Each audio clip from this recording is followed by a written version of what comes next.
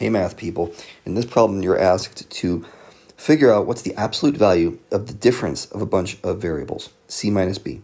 So all we're told, and this is useful, is that c is less than b. So if you think about what's going to happen if c is less than b and then you do c minus b, are you going to get a positive or a negative number?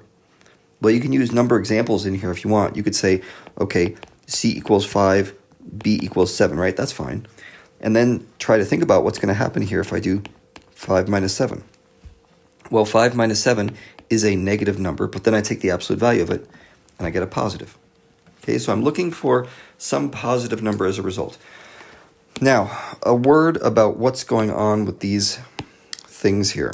If you take a look at all these options, you can try to imagine how they got produced. This one looks like absolute value of c plus the absolute value of negative b. That's not how absolute value symbols work. You don't just distribute the absolute value sign. That would give you something very different, right? That would give you absolute value of 5 plus absolute value of negative 7, right? That would be 12. That would not be 2. So that one's clearly no good.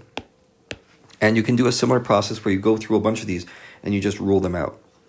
Okay? I want to go over an algebra method of doing this. You can use the numbers if you like. That's a fine way to do it.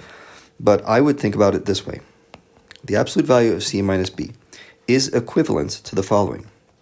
Negative b minus c. See what I did there? I just factored out a negative as a greatest common factor. It's like I divided both c and negative b by a negative and pulled it outside the parentheses. Now, absolute value's job is to get rid of negative multipliers. So this one would be equal to b minus c, which I know is a positive number because c is less than b. So which one of these things over here is equivalent to b minus c? You'll see there's only one. It doesn't quite look like b minus c, but it's this guy right here. If you distribute that negative sign, right, this negative sign right there, that one I'm talking about. If you distribute that negative sign, you'll see this is negative c plus b, which is just the same as b minus c. It's written in a kind of funny way.